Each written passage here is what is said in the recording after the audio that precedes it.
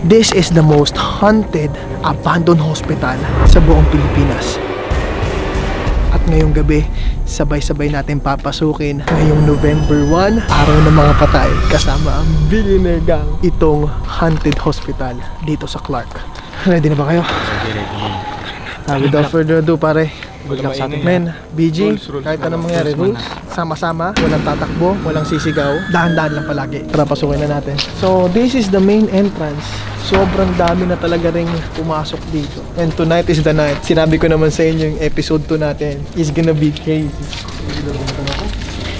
God damn. Sobrang tagal na nito ang hospital na to. World War II. Ingat. Meron pong ano. Alam niyo ba? Ano? Nung unang panahon, lahat ng mga sundalo na sugatan noon, dito yan, no? Ito yung entrance nila, emergency nila to. And 80% ng mga sundalo na napupunta dito, patay lagi. Dead on Arrival. Ibang klase tayo, no? November 1 pa tayo talaga nagkaganito. Lawak, men. Lawak. Ganito siya kalawak. Grabe din, no? Bro. Ops, meron dito, ha? Tingnan mo dati. Ito yung mga sign. I think, emergency sign. Kunyari, emergency, ganun. Emergency room. Tonight is the night. Malalaman natin kung talagang merong kababalaghan dito sa lugar na to. Sumadya rin talaga kami dito. Kasi gusto ko magpa-check up. Hindi yung kamay kong sobrang basa. Bakit? Bakit basa? Ano yan, sir? Iba yung nararamdaman ko dito. I-explore pa lang natin. Aalamin natin kung safe dito. Okay? Anong meron dito? Morgue dito, men? Ha? Morgue to. Saan? Underground pa. So, this is the first floor ng haunted and abandoned hospital. Okay, ngayon, i-check natin yung underground. Isa sa mga dahilan bakit natin ini-explore to ng araw ng mga patay. Kasi meron tayong Halloween special series. At kasama na sa series natin, syempre kailangan safe tayo dito. Ito dito sa parte na to ng ospital. Dito nangyayari yung Kinikremate. di ba namatay na. Siyempre kikremate. Look at the area. Kaya pala siya, parang may mga sunog-sunog na part dito. Kasi cremation. May mga uling pa tayo dito. Ang lalaki ng mga uling natin. Kagi, men, ang laki. Ang laki, boy. Parang coral. Ganito yung mga uling kapag tao na yung susunugin. Diba supposedly ganito lang kalit yun? Pero men, pag tao na, ang laki. Naka-display. Oh, shit. So, maybe mga nurse dito. Oh, wow. Hindi nga yung sinasabi ko. Tingnan mo, men.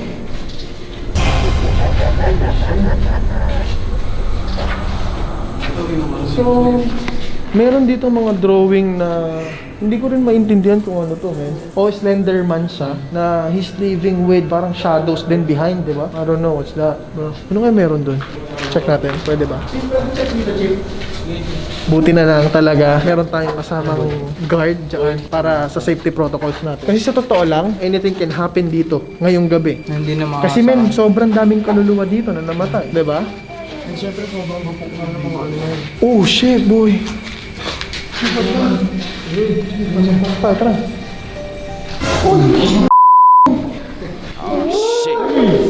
Oh my god. Tulungan. Baka maraming humihingi ng tulong dito sa lugar na to, di ba? Hindi, probably, syempre, hindi naman na yan yung mga patients eh. So, ang possible, dati kasi open to. Kung nakakapagsulat sila ng mga ganyan, wala pang guard nun and possible siguro suicide. Sa tingin mo, nasa ilang porsyento na tayo ng hospital na to? Wala pa 2% pa lang. 2% pa lang. Oh, boy, malaki kasi to. Oh my god. Ngayon boy, yung sunod natin pupuntahan yung morgue. Morgue na? Gusto ko papasukin mo ito kasi dati nung pumunta ako dito, pinasok ko yun. So ano meron dun? Mga patay. Putsang gala may patay doon, men. Mga buto. Morgue nga. Buto, pre. Oh shit. Man, yun na. Real shit na to, men. Hindi pa, men, sa totoo lang hindi pa ako nakakita ng mga buto ng tao sa totoong buhay. Putsa, kaya kung hahawakan ko yun, oh my god, bucket list, sa totoo lang. Para sa akin, boy, ang creepy dito, hindi yung mga soldiers na namatay. Yung mga tao na nag-attempt ng suicide dito sa place na to. Based sa Wikipedia. Oh, kasi, May mga bibigte dito. Tsaka isa pa boy, dun sa sinerch namin kanina, sabi nila dito, kapag if ever may nang babato daw, huwag daw pansinin. okay. Kasi meron talaga. Oh, speaking, regarding sa Google, may nambabato daw dito. Lahat ng mga visitors, may nabato na ba sa inyo? Wala. pa. Ibig sabihin, good visitors tayo. Good visitors. Oh shit, eto na boy. Look at this. Nagulat ako sa'yo. Nagulat sa'yo. Oh, okay, look at that. Alam niyo yung sa mga scary movie, na biglang lalabas dyan yung Slenderman? Oh my God! Boy, look! Elevator yan, man. Careful, bro. Oh my God, sobrang taas. Ito. So, napakalaki talaga, man. Man, I don't know what's wrong, pero parang something is Hindi ako wrong. comfortable dito. Nandito na kasi tayo sa park na.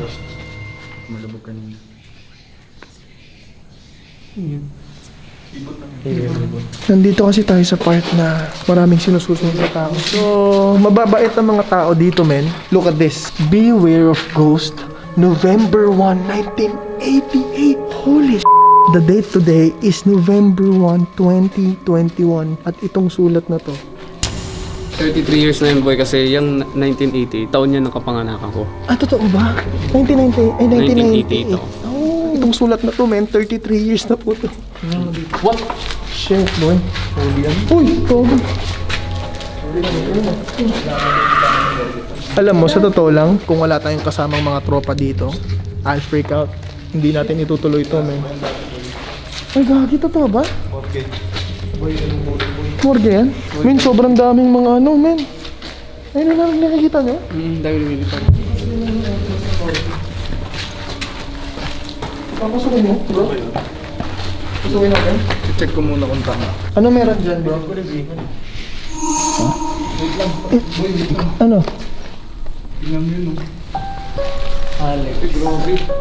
January 27, 1964. Kapanganakan niya siguro yan, yung Alex. So ito yung morgue dito sa abandoned hospital.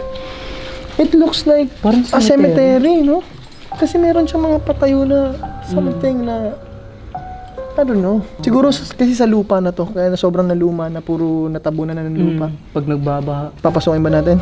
Suwa natin. Papasukin mo? Ako? Ako. Itong mga batang to, lalakas ng loob eh. Oo, ako muna. Ulo ah. Pero paano pag may nakita ako dito? Check. God damn, akin na. Oh my God, nakakatakot sa location na to. Dito natin mararamdaman yung sa mga taong takot sa masisikip. Kasi men, ang sikip-sikip po dito.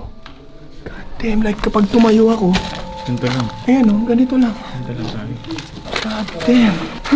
Oh shit. Okay lang kayo? Oops. Parang gusto mo magpicture dyan ah. Huy, okay ka lang? Okay lang ako. Medyo nahihilo lang ako eh. Nahilo ka, bakit? Walang. Iba amoy, no? Boy, Yeah, boss. mabigat yung paramdam ko dito boy. Mabigat. Bigat boy. Pero huwag na natin pasukin to, no? Masyadong scary dito. Tsaka yung exit kasi natin, pre, isa lang eh. So, hindi maganda, men. Baka mamaya maubuksan tayo ng oxygen boy dun. Yung bandang Hindi na natin tinuloy kasi isa lang yung entrance namin. Tapos napakasikip pa. Not a good idea. Hirapan ako muna doon. Walang hangin eh. Insay, ang lalim pa. Babaw.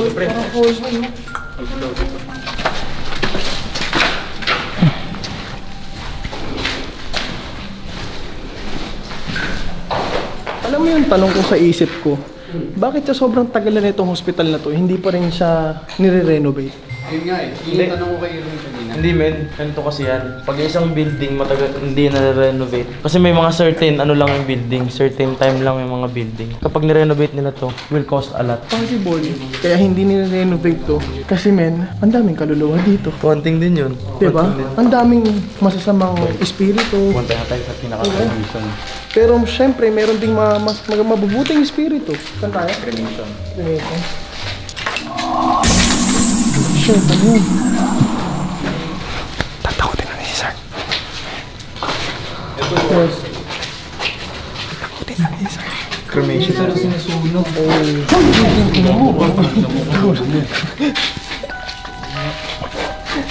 Oh shit! Oh my God! Oh my God. This is my first time seeing a real shit na cremation. Ang din ginikremate. Oh, tiyang So, pag namatay pala ako, tapos gusto kong i-cremate ako dito, abon tayo. Maging abon talaga. Grabe, alam nyo, life is short talaga. Kaya kapag may mga gusto kayong gawin sa buhay nyo, i-explore sa buhay nyo, bucket list yan. Gawin nyo na. Tignan nyo kami. Pero mga professional lang gumagawa nito. Lalo na to, si Slang. Siyempre, sobrang professional niya. Sobrang prop lang. Itong underground, I think it's safe.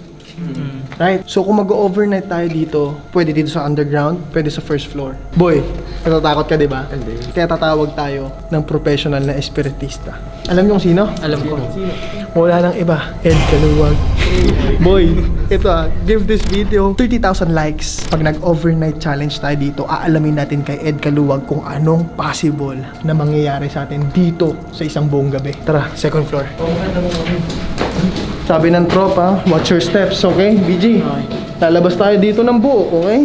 Yan ha. May mga butas dyan ha, watch your steps. Guys, watch your steps, okay? Saan ko? Elevator? Grabe oh. Itong elevator na to, pre, mas matanda pa sa'yo yan. Luma na yun. Itong grabe, sobrang kalawang oh. Hindi hatak mo yung tali. Di hatak yan? Ginagaling. Pucha, tao lang yung naghahatak, no? Yun yung kwento rin ng lolo ko. Hinahatak daw nila talaga yan. Ang lakas ng mga dimasil pala kaya pala may pinagmanahan ka. Oo. Uy, ingat ba ya? Pag ingat, men. Tol, walang mahuhulog. Puchang gala, pag nahulog kayo, sasaluhin ko kayo. Uy, sino naman to, men? Totoo ba? Opo. May naman to. Shit, totoo. Opo. May naman to. Holy shit. Meron binato ka? Binato ka? Masakit? Sa likod. Opo, sa likod. Binato lang dito sa likod, dito mama sa akin. Malapit sa may elevator po. Ah, sa elevator Rinig mo yun, yun. di ba? Rinig ko. Holy shit. Banda sa second floor, hindi maganda ang timpla dito, men. Kasi, of course, may mga ayaw kaming nandito. Right now, nandito tayo sa third floor. Diretso na agad tayo sa rooftop. Pare, shoutout sa mga tropang cools noong 2002, 2003 kung nandiyan pa kayo. Mabuhay kayo. bro. Odes. Uy, gagi! Oh my God. Bigdian bro. Totoo ba? Ito, helmet. Imagine, kung nasan tayo ngayon, dito nag-suicide yung ilang tao na namatay noon through depression. Actually, hindi siya joke kasi kapag umakit ka dyan, yun talaga yung size ng isang tao. Ayun nga, totoo man. Standard size na ako. Ano yun, gagi? Ano mo to sa akin? Ha? So far, yung pinaka nakakatakot na nakita ko talaga dito, bro, na nakasulat is ito po. Ang nakasulat po dyan ay Carlene, yung soon to be my wife, pare. Natakot ako, alam mo bakit? Okay. Kasi katapusan na ng mundo ko pag nawala siya.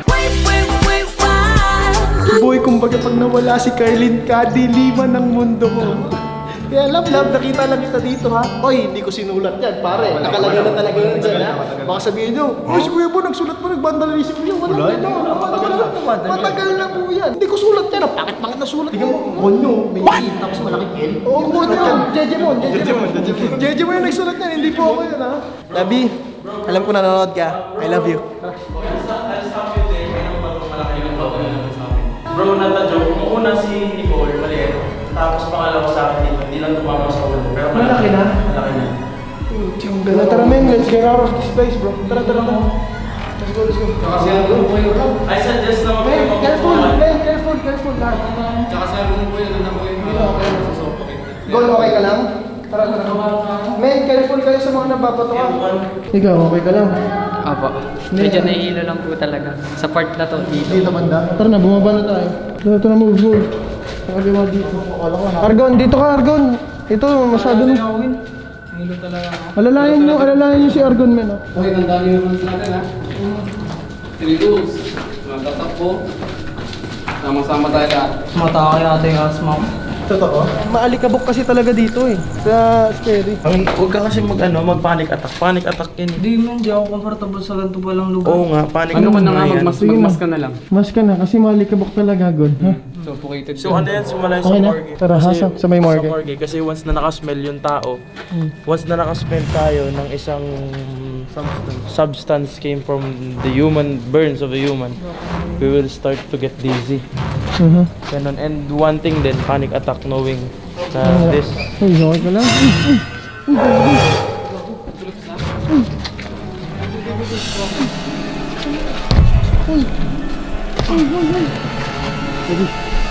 Tubig tayo, tubig.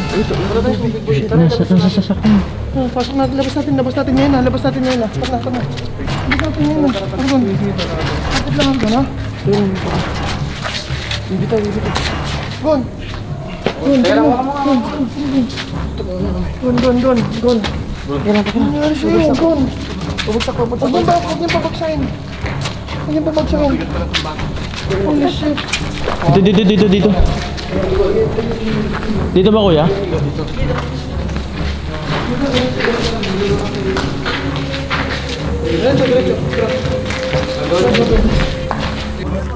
Tara, doon sa labas muna tayo. Ano, pre, wala ka muna kami.